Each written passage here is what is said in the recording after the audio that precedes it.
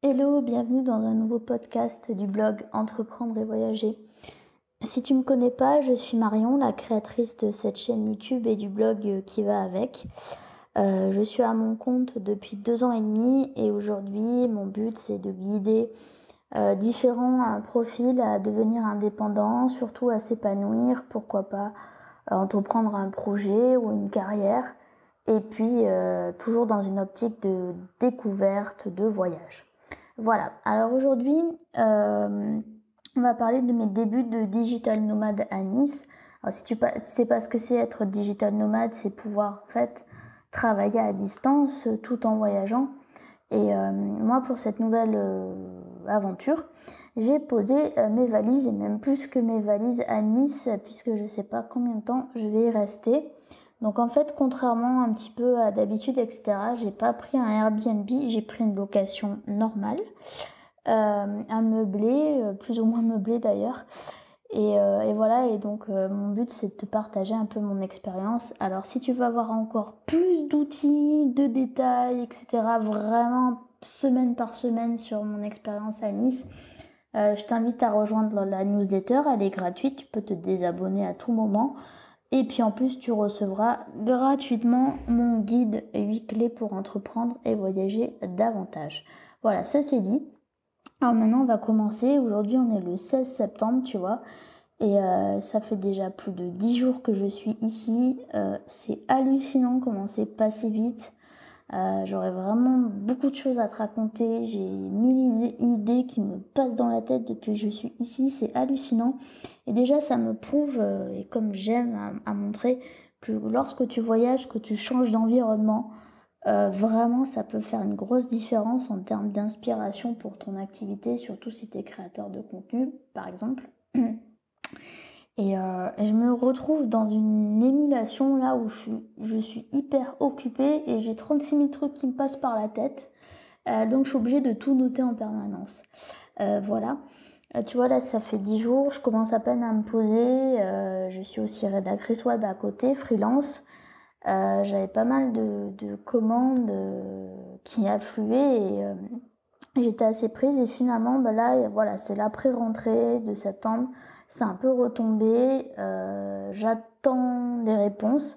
Donc ce que je veux te dire aussi, c'est que des fois tu penses être vachement sous l'eau et finalement pas tant que ça, parce que tout prend un temps monstre pas possible, les décisions de contrats, etc. Donc finalement quand tu es un peu en avance comme moi, ce que j'aime être en avance pour mes clients, il y a des moments où après la grosse vague, voilà, ça retombe un peu.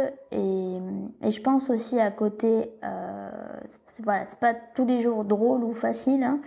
Je pense à côté, je voulais t'en parler, c'est je sens davantage les impacts du Covid maintenant. J'espère que ça va pas trop durer, mais voilà. Ça, c'est d'un point de vue un peu professionnel.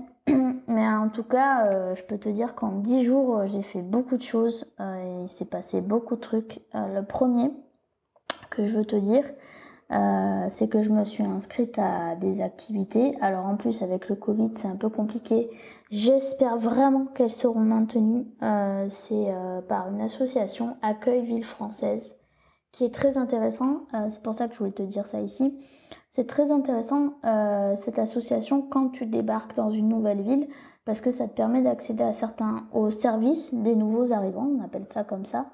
Et tu peux avoir des réductions pour tester de nouvelles activités et c'est comme ça que tu pourras rencontrer des gens, surtout quand tu es jeune actif comme moi, donc c'est plutôt cool. Donc j'espère vraiment que ça se passera bien. Moi je me suis inscrite à du yoga et de la chorale, je t'en reparlerai si tu veux.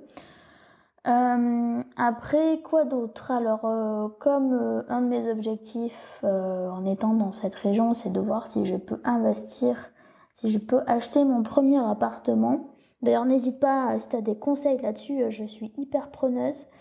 Parce que je cherche à acheter, mais en tout cas, ce que je voulais te dire, c'est que voilà, moi j'ai pris contact avec une agence immobilière ici. Et donc j'ai fait une première visite la semaine dernière Et demain, je vais partir pour une après-midi scooter dans la région avec des visites IMO. Donc voilà, je pense que ça va être sympa et ça va me permettre aussi un peu plus de découvrir et de voir si vraiment ça pourrait me plaire.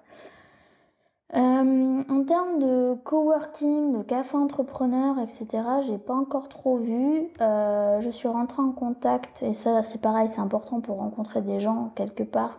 Je suis rentrée en contact avec des gens qui habitent ici. Je pense que j'ai eu quelques retours, j'aimerais bien que ça se fasse autour d'un café ou quoi que ce soit, donc voilà. Parce que c'est important de pas trop s'isoler quand on est digital nomade, on l'est déjà suffisamment. Quoi d'autre? Que je suis arrivée, comme je l'expliquais dans ma newsletter, dans un logement qui n'était pas très meublé, ce qui fait que je campais un peu, j'avais pas beaucoup de choses, et en fait, grâce à Give, qui est une application dont je parle régulièrement, j'ai pu récupérer des meubles super chouettes, notamment pour pouvoir profiter du balcon que j'ai ici, tu vois. J'ai un petit transat, une petite table pour pouvoir me poser un petit peu. Qu'est-ce que j'ai récupéré d'autre? Du linge, de lit, que j'ai mis, un truc que j'ai mis sur le canapé, des trucs qui me manquaient. Franchement, c'est super pratique parce que non seulement ça te permet de pas mettre de frais supplémentaires quand tu es temporairement quelque part, mais en plus tu rencontres des gens voilà, qui sont ravis eux de t'aider. Moi là voilà, en termes de rencontres, je suis vraiment tombée sur des gens super sympas à Nice, qui voulaient absolument m'aider, qui essaient de savoir ce que je faisais, qui me contactent encore pour savoir si j'ai besoin de d'autres choses. Donc franchement ça c'est super chouette, ça permet un accueil un peu original. Et comme moi, comme je marche, quand je vais chercher des trucs, ça me permet de découvrir en même temps des nouveaux quartiers. Donc c'est vraiment super bénéf. Voilà, par contre, j'avais un peu minimisé le temps d'installation ici. Je pense qu'il faut quand même compter quelques jours pour s'acclimater. Et tu vois, même en France, en fait, finalement, parce que aussi ce que je voulais pointer du doigt, c'est que parfois, voilà, on parle de digital nomadisme beaucoup à l'étranger, on n'en parle pas beaucoup finalement en France, et je pense que quand on va dans un pays étranger, on s'attend au changement, etc. Donc ça fait partie du truc, mais on s'y attend beaucoup moins quand on va en France, et pourtant toutes les régions françaises sont très très différentes, avec des états d'esprit différents, etc. Et j'ai eu quelques jours, en toute honnêteté, un peu de flottement. Et en fait, finalement, je me suis dit que même dans son propre pays, c'est un peu normal de se sentir déboussolé au départ, d'avoir un peu le spleen, parce que c'est pas toujours rose, tu découvres certaines choses, tu te remets un peu dans une situation d'inconfort que tu avais abandonné avant. J'ai du boulot aussi, tu vois, donc un peu jongler avec tout ça, les habitudes du coin, refaire un peu ses marques. Donc voilà, mais surtout, n'hésite pas à essayer en France, surtout avec la situation actuelle. Je pense que ça peut t'apporter bien plus que tu crois, au lieu de directement aller à l'autre bout du monde. Enfin, le dernier truc que je voulais te dire ici, c'est que j'ai pris en fait une box nomade entre guillemets, parce que c'est une airbox. Je sais pas si tu connais, c'est pas une box normale que tu vas faire installer par un technicien, etc. Là j'ai un abonnement en fait, et tant que j'ai de la 4G, j'ai un petit boîtier que je te montrerai sûrement, qui me permet d'avoir internet, et j'ai un certain forfait à pas dépasser. Mais je trouve ça super chouette parce que franchement c'est un petit boîtier, tu peux l'emmener partout, tu vois, je l'avais avec moi dans mon sac à dos dans l'avion, et le wifi marche vraiment bien, je suis contente de ça parce que j'avais un peu peur, et voilà, tu l'éteins, tu le rallumes, c'est comme un téléphone, après tu le recharges et tout ça, et je pense que ça mérite peut-être un petit article, tu me diras si ça t'intéresse. Enfin, le dernier truc, c'est que je sais pas si tu connais Nice, mais en septembre à Nice, c'est vraiment cool, c'est vraiment génial. Il y a encore des touristes, mais pas trop. Tu t'es pas seul, mais il y a encore tout, c'est super. Mais après, point d'interrogation, je te dirai ça dans un autre épisode, je pense. Voilà, j'espère que tu auras pu retenir quelques petits trucs de ce podcast. N'oublie pas de prendre soin de toi. Moi, je te dis à bientôt dans la newsletter. Alors, bientôt, c'est mon anniversaire. Donc, il risque d'y avoir des annonces un peu exclusives dans la newsletter parce que j'ai pensé à plein de trucs récemment. J'ai aussi parlé avec l'un d'entre vous qui m'a fait part un peu de ses projets, etc. Et je me suis dit que ce serait chouette de lui répondre. Donc voilà, si tu veux vraiment avoir tout, inscris-toi.